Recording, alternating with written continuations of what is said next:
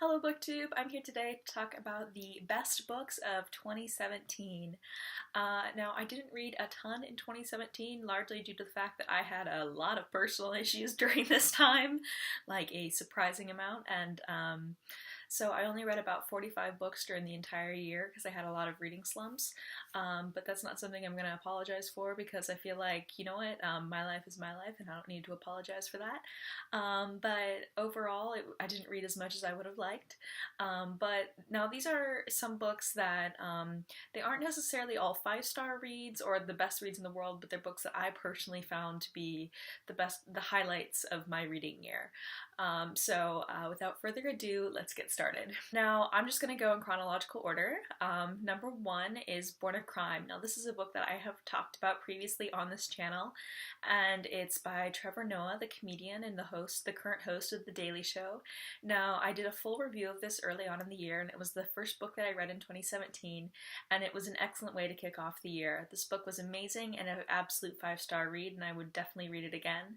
It's about growing up being biracial, half black and half white, in South Africa during apartheid, and Trevor Noah does a brilliant job not just of chronicling his own childhood, but also of getting us to understand the nation as a whole and the pain and suffering that comes from apartheid. And he really provides brilliant contextual analysis of placing his own life within sort of the broader picture of his country and his culture. And it was an absolutely inspiring and touching read. Absolute 5 stars, and one of the best books I read that in 2017, definitely, hands down, and I would recommend it without a doubt. The next book I read that I absolutely loved in 2017 was Goodnight Stories for Rebel Girls: 100 Tales of Extraordinary Women by Elena Favilli. Now, this is a book that I sort of accidentally read. I was babysitting for one of my neighbor's friends, and I was reading to her daughter, and she was about 8 years old, and she had recently received this book as a present, and I just was instantly hooked. Goodnight Stories for Rebel Girls is a collection of inspiring women from all walks of life, from scientists to mathematicians, astronauts, singers, songwriters, anyone you could think of who could possibly be inspiring. And it's all about encouraging young girls to go up and pursue their dreams and to not let anyone stand in their way. And the book was so empowering that I asked for my own copy for Christmas. And even though the book is intended for children, the illustrations are absolutely beautiful, and it was so effective at kicking me in the butt and making me decide what I would like to do that that I should just get up and pursue my dreams, that I decided that it's something that I need to read regularly. For example, here is Jane Goodall. There are other, and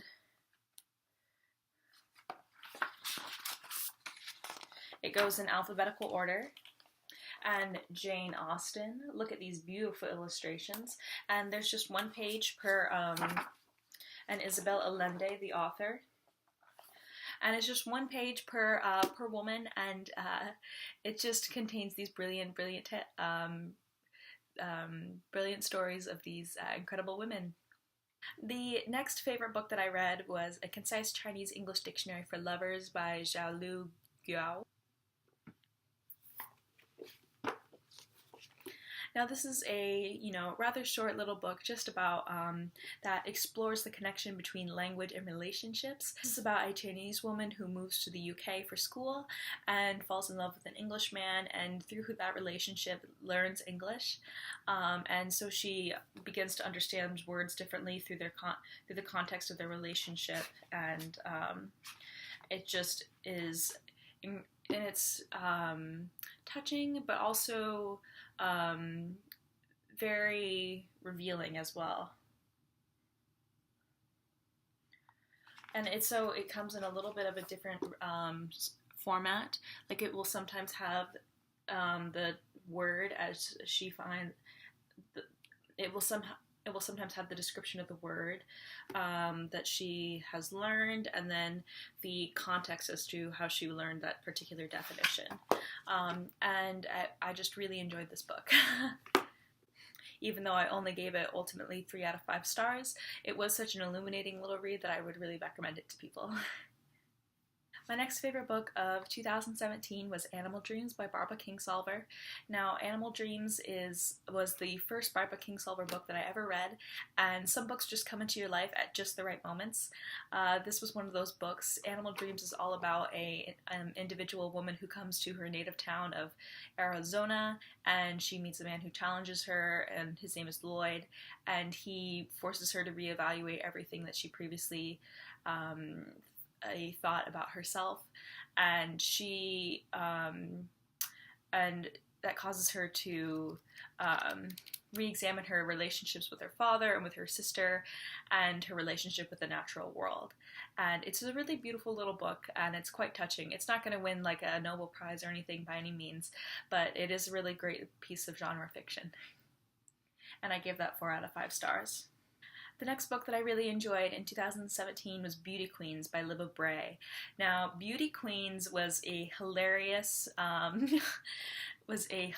feminist piece of work that I read, and it's about these, and it's a fictitious tale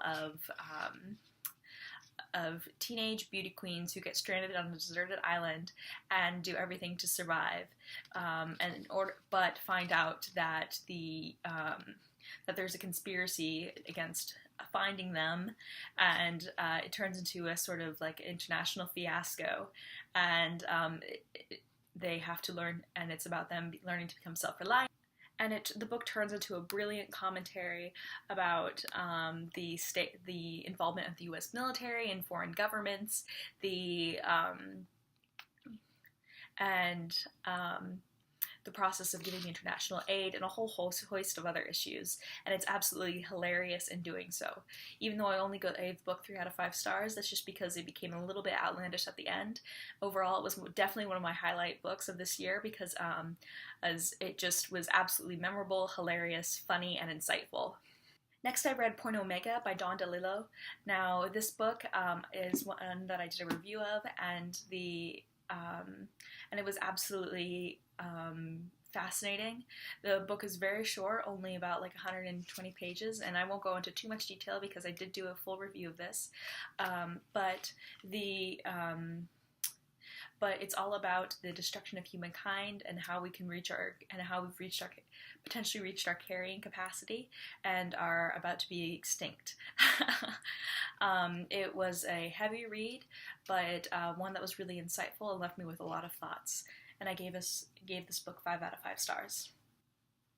The next book is Through the Sad Wood, Our Corpses Will Hang by Eva Furemvi. And I got this book as an ARC through NetGallery in exchange for a free and honest review. And this book is sort of has an unreliable narrator telling the story of her mother's death, which she has been allegedly was responsible for. She's only 20, and she was born in Iran the day the Islamic Republic was launched. And it's about her life and about her manic episodes in trying to distinguish between reality and fantasy, and understand and trying to get to the root of what really happened to her mother. It's a fascinating book, and I gave it 5 out of 5 stars, and I highly recommend it. The next book is The Unwomanly Face of War, An Oral History of Women in World War II by Svetlana Alexievich. Now, this is a compilation of stories from women who fought in World War II for the Soviet Union, and it was masterfully done. Svetlana Alexievich has a Nobel Prize in journalism, and she has an absolute way of getting people to tell her stories. I've already done a full review on this, so I'll include a link down below. But I highly, highly, highly recommend that everyone go ahead and read this if you're interested in war, if you're interested in civilian casualties, if you're interested in just even if you're a writer and you are looking for inspiration. It's just it was incredibly done, and it was one of the most moving pieces of one of the most moving pieces I've ever read. The last book that I read in 2017 that I truly, truly loved was What Happened by Hillary Rodham Clinton. Now, this book is going to be a little bit controversial, and again, I won't go into too much detail because I already did a full review of it, which I'll include which I'll include a link to in the description. But it's a nonfiction piece of work that's about the author's thoughts about her loss to Donald Trump during the from the 2016 election, and I thought it was going to bring up all of my old thoughts of like pain and bitterness, but it didn't. It really was a book about healing and about coming together and about staying strong and resolute during the after all that has happened, and about and in these troubled times and in these times of divisiveness and hate. And I really appreciated that. And it was so good, and I really enjoyed her writing so much that I picked up Hard Choices by the author, which is her memoir about her time as Secretary of State of the United States.